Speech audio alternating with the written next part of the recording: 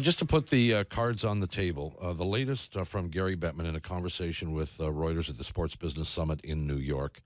He said as follows: "We are open to having discussions on a variety of things that might mitigate the damage to our season, but that had no resonance. As things stand now, people should assume we are not going," unquote. And the reference, of course, is to the South Korean Olympics. It is not necessarily a question of the NHL doesn't want to go and the Players Association does want to go, but there doesn't look like there's a path right now to pursue going to South Korea, unless our next guest knows something we don't. He is the executive director of the NHLPA. He is Donald Fehr. Don, how are you? I'm all right, thank you. Nice Good. to be with you. It's our pleasure. Thank you for your taking your time, or this time. This reaction from Gary, I think we've all been around long enough that we understand that there's a lot of things that are said over the course of a long negotiation that some things have merit, some things don't. Do you find this comment ominous at all? I find it basically in keeping with the public comments he's made, and in fairness, the private comments he's made over the last several months. It's just like when you're in bargaining on anything else. You can say, oh, well, there's no point in having any further discussions or waiting any more or thinking about it any differently, or, you can say, no, this is important, and we keep looking at it, we keep trying to figure it out, and you hope it works. If it doesn't, that will become apparent at the right time, or at the appropriate time. The consensus is that the players, not only those who would go and participate in these games, but those who would get 2 weeks off or 2+ weeks off in the middle of the season, seem to be, by significant volume, in favor of these games. Do you believe that your position, the PA's position, and the NHL's position are diametrically opposed? Or are you guys sort of on the same path? I don't know that I would analyze it that way. I think that I would look at it this way. We've been in a situation in which we've participated in the Olympic Games for 20 years now. Mm-hmm. The players are playing with the expectation that that opportunity will be available to them, and that's a legitimate expectation given the history and the rest of it. I think they also believe that the opportunity to participate in the Olympic Games is something which is a little bit different than playing hockey for another league or a different tournament or anything like that, because it's an opportunity to play for your country in what is, at least for now, an enormous audience, and an enormous audience which reaches people that normal NHL broadcasts do not reach at this stage. And therefore, a couple of things flow from that.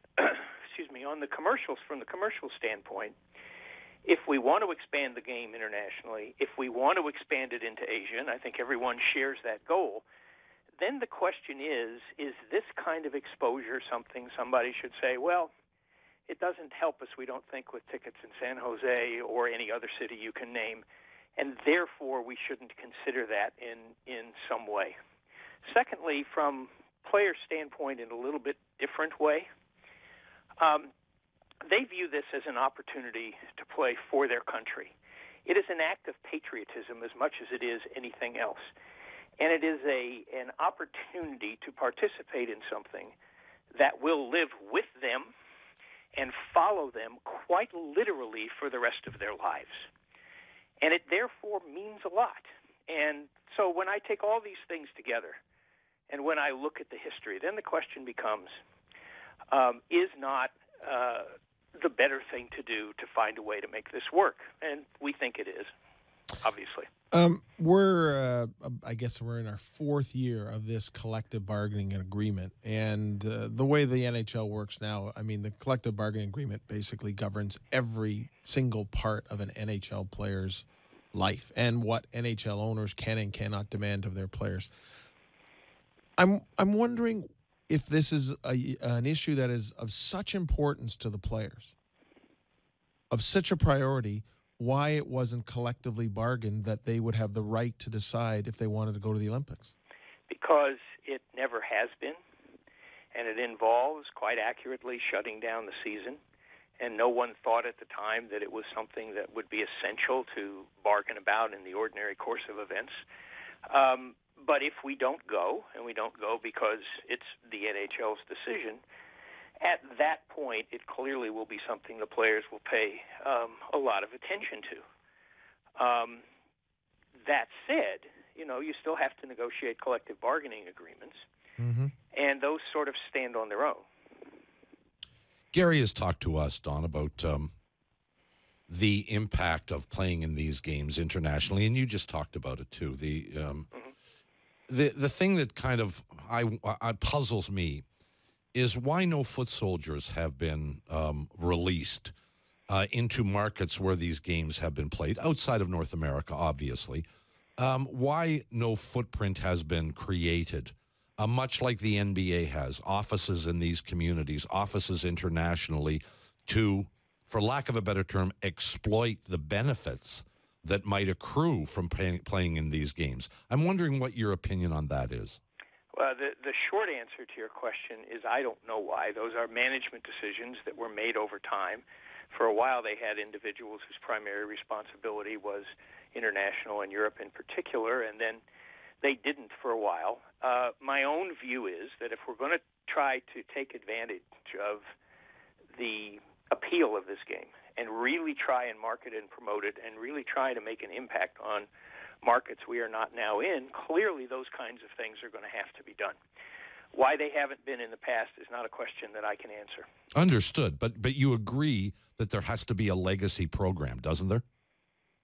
Well, what you hope to do if you really want to grow the game and you want to grow NHL revenues and you want to stamp the NHL as a global entity is you have to be in a lot more places and you have to have a presence in those places over time so that when people think about hockey, they think about the NHL. Right. And you've got to get them to do both.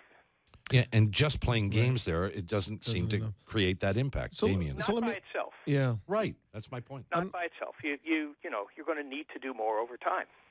I'm not sure if we've had you on since the World Cup in the fall, but so I'm not exactly sure how you viewed it in terms of, I know there were some suggestions that the goals were not met or 50% of the goals were met in terms of finances.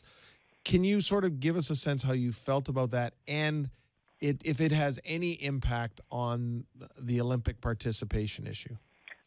Two things in that regard. First of all, I think most of the goals were met. Whenever you go through an event like that, you can always say, and you always should say, well, in hindsight, if we'd have done this differently or approached that differently or considered this other thing, maybe the result would be better. That's what you do when you learn from events and try and figure out how to make the next one something which accomplishes what you did before, plus some additional things. It was a success.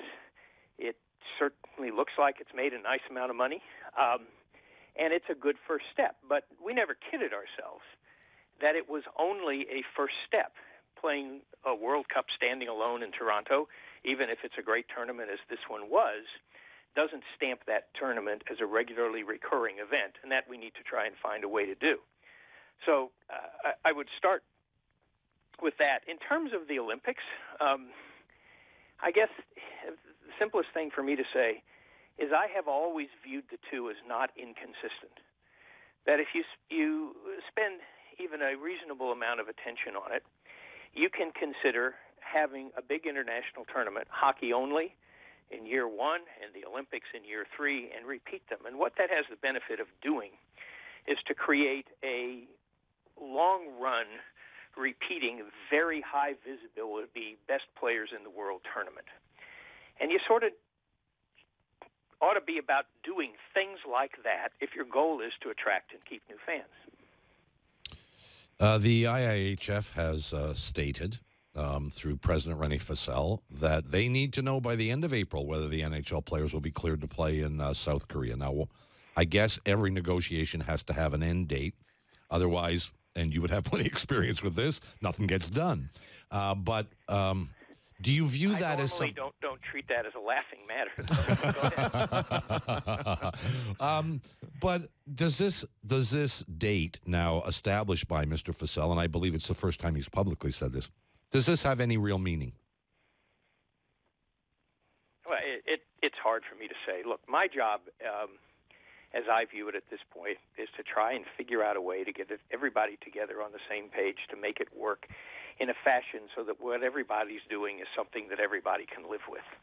That's the optimum. And you keep trying, you keep talking, you keep trying to figure out new and different ways. And then if at some point somebody pulls the plug, somebody will pull the plug. It's not going to be the players. Last point then. We are all aware of the political tension that exists in that part of the world, almost entirely with the north of Korea, and the political situation in America, and their at least initial responses under this administration to those kinds of situations. Is this a topic that has come up much with the players? Are you answering questions and concerns about the potential impact of something happening if the NHL goes? No, that it has not come up yet.